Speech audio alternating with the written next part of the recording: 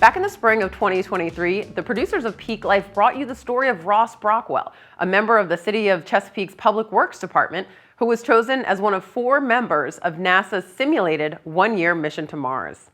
As you just saw, the 4 crew members are living in a totally 3D printed habitat that will be the basis for a similar building that one day NASA hopes to construct on Mars. The mission that Ross has volunteered for is known as CHAPEA, which stands for Crew Health and Performance Exploration Analog. It's a year-long experiment to see how a group of people will work and coexist in a confined space over 100 million miles from Earth. Quite an undertaking. The following is an interview we conducted with Ross to see how it's been through this incredible journey. We hope you enjoy it. Here now is Chesapeake's own Ross Brockwell.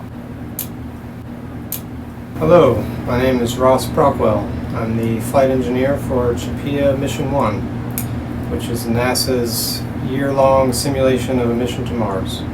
So I'm answering some questions from Chesapeake Television. I can't do that live, so I'm going to record this Q&A because at our current distance, even at the speed of light, signals take 22 minutes to travel one way. So I'm going to read the questions that were sent, and hopefully I can give you some answers. What are some of the tasks that I'm in charge of for the mission? I'm responsible for a lot of the habitat systems. So part of the simulation, we have a CO2 scrubber, remove CO2 from our breathable air, oxygen generator. So I'm responsible for maintaining those. We've had a real, plumbing problem or two along the way. We've had some leaks we've had to fix, so I've got to be part of that solution. I'm also responsible for our gear for the EVAs for the trips outside, so I have to keep that stuff inventoried and maintained, and have to prep for those missions, the surface missions. I have to prepare the airlock for those.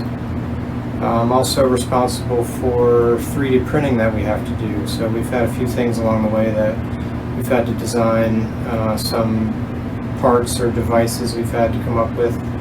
So I've had to design those and draw them up and print them, which is really fun. So it's pretty neat to come up with a solution and see it come to life in the printer and then test it out.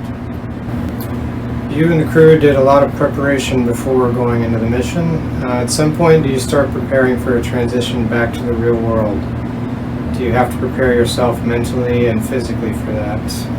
That's going to be interesting for sure. So most of the time seems to be flying by, but still, we will have been in here a whole year when the mission's over, so there probably will be some things that might surprise me that I'm not really thinking of, but it'll take some adjustment. Everyone takes for granted being in, constant communication, connectivity, having information at your fingertips. So I'll jump right back into that, and it'll take some adjustment, I'm sure.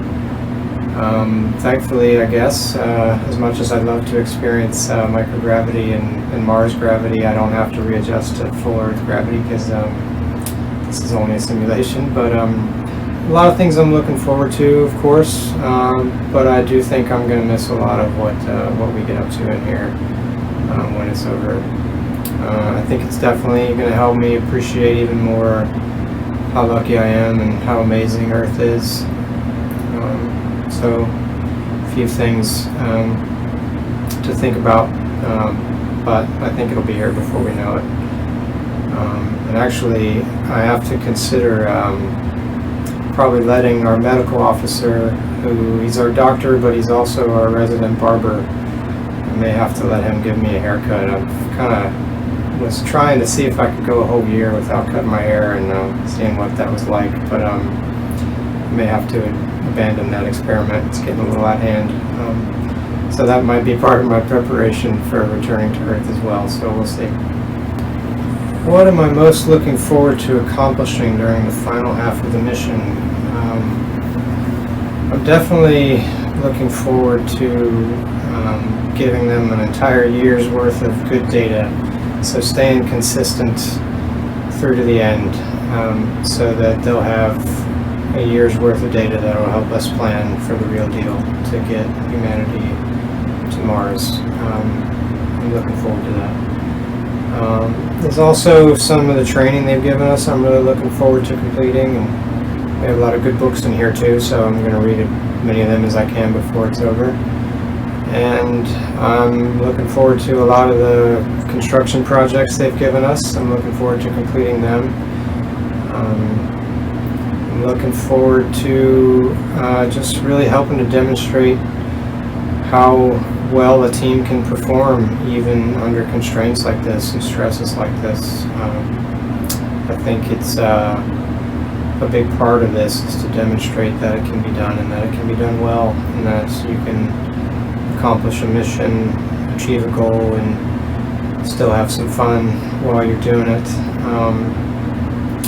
Hopefully I can help show how exciting this challenge, this adventure of getting to Mars will be. So, I really do hope that this is one step along the way and we can help prove that it's possible.